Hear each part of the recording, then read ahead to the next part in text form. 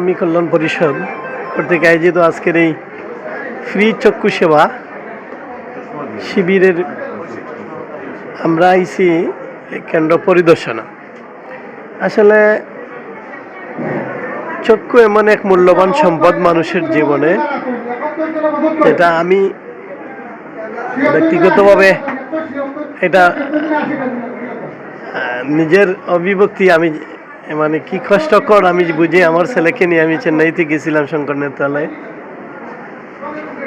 এখন এই যে চক্ষু শিবির, এটা দুইটা ধাপে হয়েছে। প্রাথমিক রুগীদেরকে দেখা হচ্ছে এবং পরবর্তীতে যারা সানি রুগী আছেন বা ছোটোখাটো প্রবলেম আছে, এটা অপারেশনের মাধ্যমে সিলেক্ট করে করা হবে।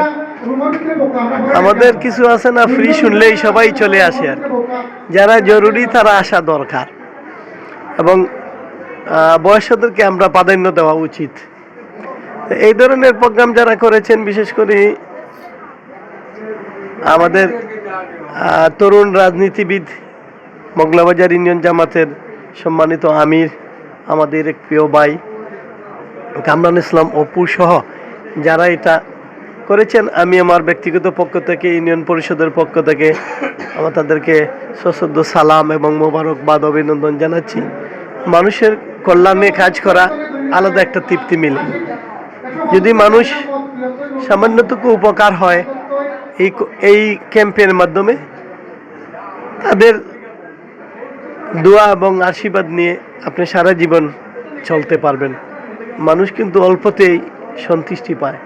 সে যদি আজকে, যেমন আমাদের পাশে আছে রফিক চাচা, যিনি একজন হার্টের রোগী, কিন্তু চোখের প্রবলেম। উনি আসছেন, ওই যে আইসেই বললেন যে চাচা আমার তো তৌফিক নাই, কিন্তু আমাকে দেওয়া হয়েছে ফ্রি সানি করানো হবে। এই যে উনি তার শারীরিক অসুস্থতার মাঝেও যে সেবাটুকু পাচ্ছেন বিনা পয়সায়, আমার বিশ্বাস সারা জীবন যতদিন বেঁচে থাকবেন ততদিনই আজকে যারা পরিচালনা করতেন তাদের জন্য দোয়া করবেন। আল্লাহ রব্বুল আলামিন আশা করি তার দোয়া কবুল করবেন। এবং এ ধরনের কর্মকাণ্ড হলো একটা মহৎ সেবা।